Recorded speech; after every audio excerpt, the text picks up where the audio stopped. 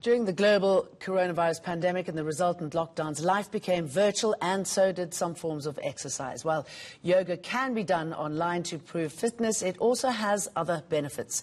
Some yoga instructors are offering breathing exercises to COVID-19 survivors with long-term side effects. Tidimalo Sehlako, a yoga instructor, joins me from Johannesburg now for more on this. Tidimalo, thank you very much for joining us this late evening on Sunday night. Tell us a little bit more about your work with those who have come through COVID-19 and how you can help them. Absolutely. Good evening, Jane. Thank you so much for having me on the Sunday evening.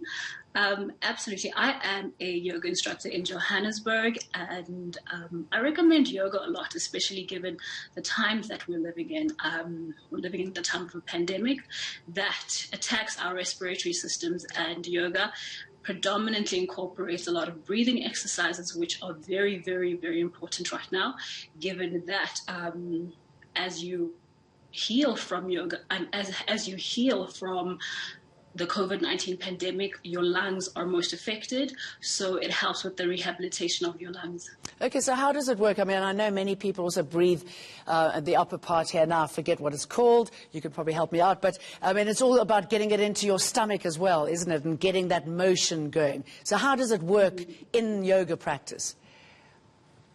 So there are various amounts of different yoga poses that help to expand the lungs. So as you're doing the yoga poses, you are then activating your lungs and really reaching into the full capacity of your lungs. So building that capacity for your lungs to be able to carry all the oxygen that is needed to your body, all the nutrients that your blood supplies. So literally strengthening your core and opening up into your lungs so that should you be affected by COVID-19, you have better lung capacity to deal with it.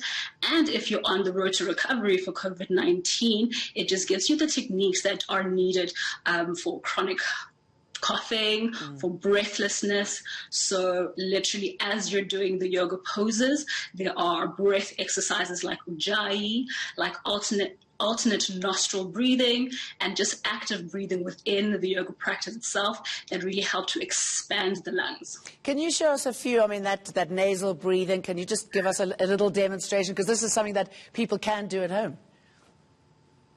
This is something that people can do at home. I'll try, given that I don't have a proper breathing right now. So literally what you would do is you take your thumb, close one nostril, breathe in through the one, hold the breath, close the other, and exhale.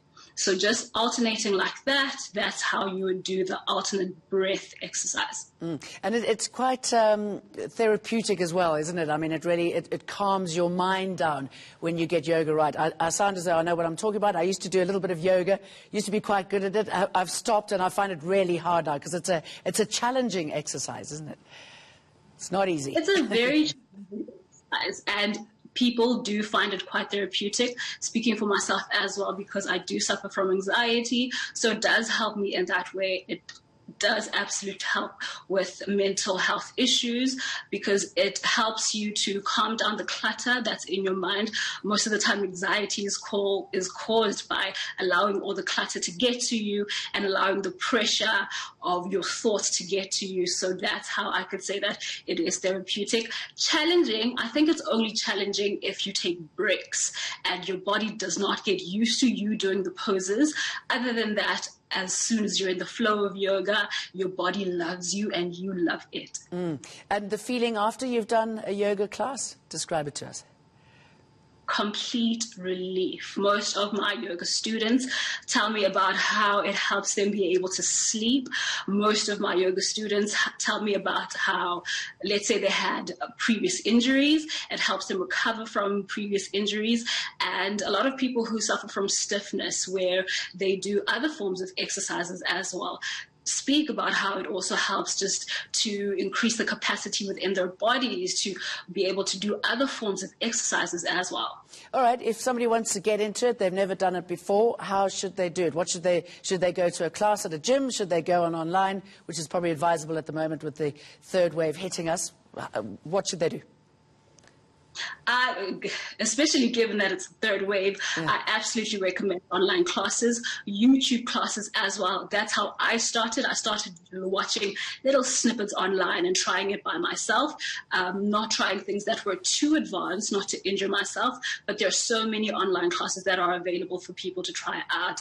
And given that we are in the third wave, I absolutely recommend that people try online classes. And yoga is so beneficial in the fight against COVID. Thank you very much for that, Tidimalo. Thanks.